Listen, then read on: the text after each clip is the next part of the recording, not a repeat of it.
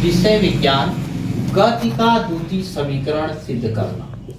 गति का द्वितीय समीकरण सिद्ध करना।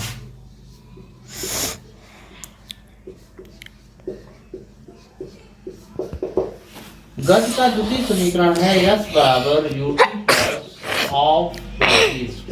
ये गति का द्वितीय समीकरण है, ये सिद्ध करना है। तो देखिए, सबसे पहले मानेंगे माना किसी वस्तु का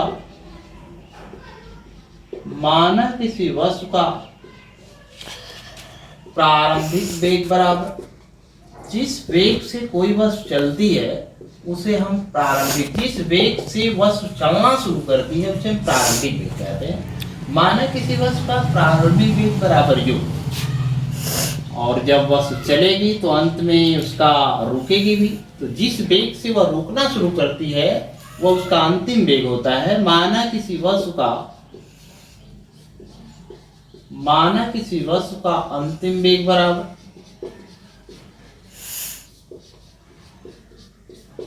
जी। एक चीज और भी है, मान लीजिए वह वस्तु जो है स्मॉल t समय तक चली है, और जब स्मॉल t समय तक कुछ चलेगी तो वह दूरी तय करेगी। तो मान लीजिए वह स्मॉल t समय तक चली है और यस दूरी जो है तय की है। माना वस्तु स्मॉल t समय में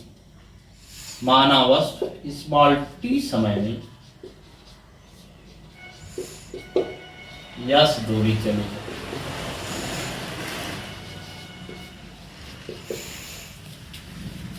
एक चीज और भी है कि जब वस्तु चलेगी तो उसमें त्वरण उत्पन्न होगा। तो माना वस्तु में उत्पन्न त्वरण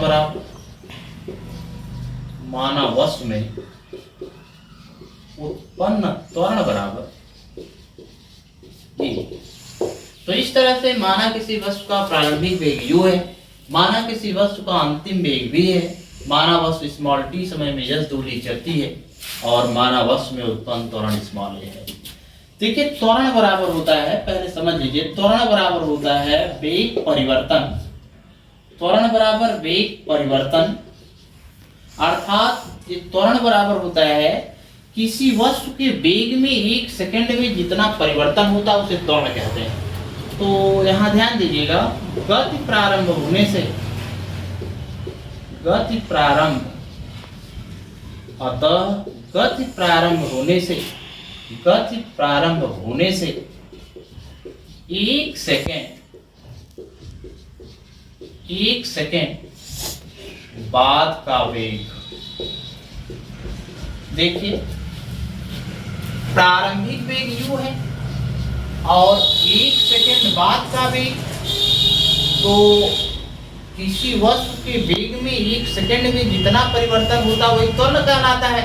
इसका मतलब कि एक सेकंड गति प्रारंभ होने के एक सेकंड बाद का वेग जो है क्या हो जाएगा, ये जो है बढ़ जाएगा। एक सेकंड बाद का वेग, किसी वस्तु के वेग में एक सेकंड में जितना परिवर्तन होता है उसे त्वरण कहते हैं। और प्रारंभिक वेग u है, तो जब प्रारंभिक वेग u है तो एक सेकंड में उसमें कितना परिवर्तन होगा, ये होगा। तो फिर एक सेकंड बाद का वेग कितना होगा, u प्लस a, समीकरण नंबर 1। इसी तरह से अतः गति समाप्त होने से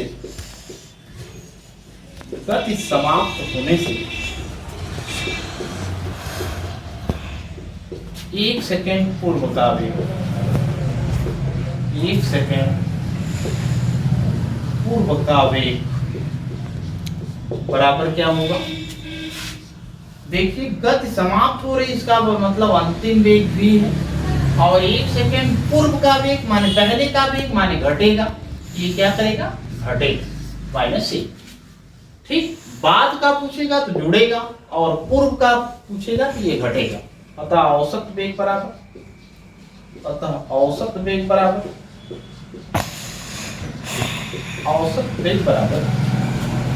u plus a plus g minus u by 2 बराबर u प्लस v बाई, समीकरण नंबर 3।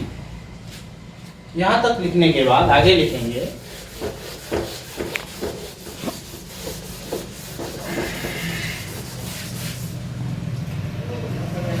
क्योंकि हम जानते हैं कि दूरी बराबर दूरी s बराबर औसत वेग गुणे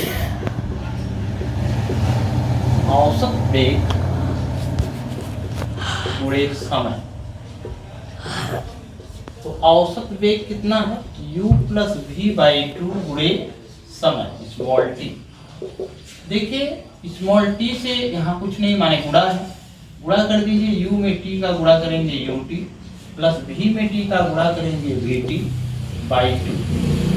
अब देखिए ut प्लस v का मान रख v बराबर गत के प्रथम समीकरण से v बराबर होता है u plus at into T बटे 2। लिख देंगे गति के प्रथम समीकरण से गति के प्रथम समीकरण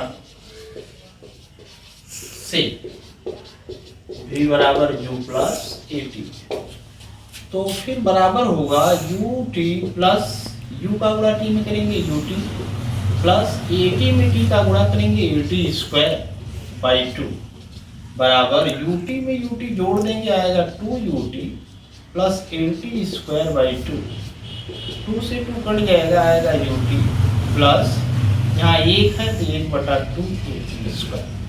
ये ही गत का द्वितीय समीकरण है।